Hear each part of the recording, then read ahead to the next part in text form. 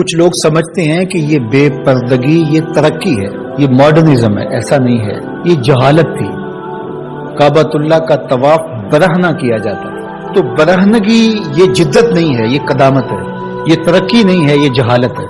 اس سے اسلام نے نکالا ہے اور پردے کی طرف اسلام انسانیت کو لے کر کے آیا ہے. کان رسول اللہ صلی اللہ علیہ وآلہ وسلم اشد حیاء من اظراف خدرہا. کمواری لڑکی پردے میں لپٹی ہوئی جس طرح حیادار ہوتی ہے، حضور اس سے بھی زیادہ حیادار ہے. تو یہ ہمارا دین ہے. لیکن مغرب اور لادینی قوتیں جانتی ہیں کہ پردہ اسلام کا شعار ہے، اور انہوں نے پہلے اس کو کمزور اس طرح کیا جس طرح ایک رواج کسی نے کہا. بعض بڑے بڑے چینلز کے اوپر بیٹھ کے نام نہاد مفکرین کہتے ہیں یہ عرب کلچر تھا. عرب کلچر تو برہنگی تھا، عرب کلچر تو برہنہ طواف کرنے کا تھا. گھروں پہ جھنڈے بدکار خواتین کے چھتوں کے اوپر عرب میں لگتے تھے. تو یہ پردے کا تصور کلچر نہیں ہے، بلکہ یہ سنت زہرا سلام اللہ علیہ. اللہ کے محبوب نے فرمایا ہر دین کی کوئی الگ شناخت ہوتی ہے، الگ پہچان ہوتی ہے، ہر دین کا ایک الگ نشان ہوتا ہے. تو اسلام کی وہ خاص چیز، وہ خاص نشان، خاص پہچان پردہ ہے، حیا ہے. اور اگر حیا چلا جائے تو پھر دین بھی چلا جاتا ہے. ایک روایت میں فرمایا حیا اور ایمان دو آپس میں جڑی ہوئی چیزیں ہیں، ان میں سے ایک چلا جائے گا پیچھے پیچھے دوسری شے بھی چلی جائے گی. تو لادینی قوتیں اس بات کو جانتی ہیں کہ اگر حیا چھین لیں گے تو ایمان اس کے پیچھے پیچھے اس راستے سے جو حیا کے چھننے سے بنے گا تو انہی قدموں پہ ایمان بھی رخصت ہوتا چلا جائے گا. تو لہٰذا ان کو یہ کہو کہ تم ترک ایمان کرو تو یہ تو کبھی راضی نہیں ہوں گے. تو اس لیے انہیں پردے کا ترک کروایا جائے، انہیں حیا کے جوہر سے محروم کیا جائے تاکہ یہ ایمان کے جوہر سے بھی محروم ہو جائے.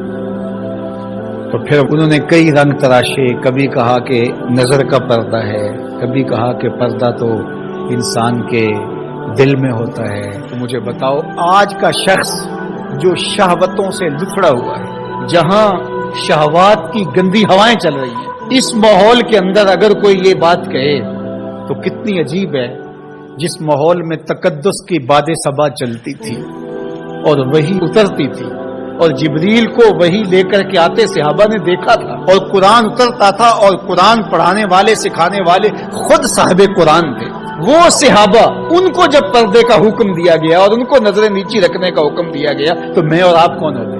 جب ابو بکر و عمر کو کہا گیا کہ نگاہوں کو نیچا رکھنا، جب عثمان و علی سے کہا گیا کہ نگاہوں کو نیچا رکھنا، جب سیدہ عائشہ، حضرت ام سلمہ، حضرت میمونہ، حضرت زینب، سیدہ فاطمہ تو زہرا سے کہا گیا کہ تم اپنے پردے کی حفاظت کرنا، تو مجھے بتائیے اس تقدس ماحول کے اندر بھی جب پردہ کرنے کے لیے مومنوں کی ماؤں کو حکم دیا گیا، اور ابو بکر و عمر، عثمان و علی، عشرہ مبشرہ جن کی جنت کی ضمانت بھی رسول اللہ نے دی ہے، تو جب ان کو بھی کہا گیا کہ نگاہوں کو نیچا رکھنا تو میں اور آپ کس شمار میں ہیں؟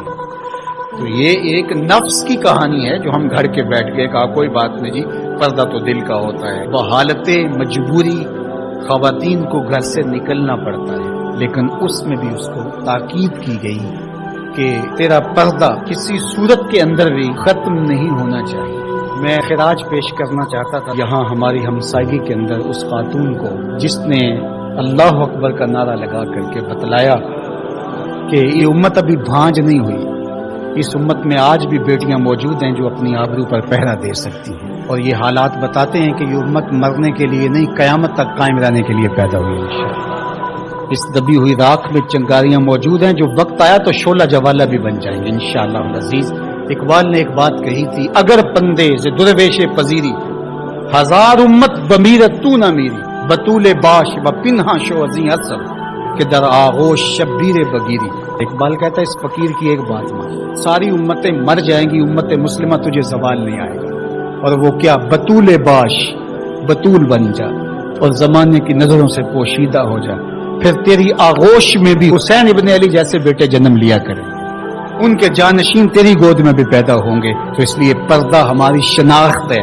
آج جو کہتی ہیں جناب پردہ پردہ، یہ کیا ہے؟ یہ تو کٹھ ملا کی اصطلاح ہے. کچھ بولتی ہے جناب یہ دقیانوسیت ہے، کوئی کہتے ہیں یہ زمانہ قدیم کی کہانیاں ہیں. جب قبر میں اتریں گے تو اس وقت مرد کے لیے 3 چادریں، عورت کے لیے اسلام نے پھر بھی 5 چادریں رکھی ہیں. اس کا کفن بھی الگ رکھا ہے، اس لیے کہ وہ پردے کی چیز ہے. تو کیا کوئی عورت کہتے ہے کہ مجھے اسکرٹ میں دفن کر دیا جائے، میں بے پردہ قبر میں جانا چاہتی ہوں؟ اس وقت تو سب کہتے تنیاں بھی باندھ دی جائیں، اس وقت محارم قریب آ جائے جو لاحت میں اتاریں. تو اگر زندگی کے بعد بھی پردے میں لپٹ کے جانا ہے تو ساری زندگی سیدہ فاطمہ کی غلامی میں بسر کر دیے جائیں، ان کی کنیز بن کے زندگی گزاریں.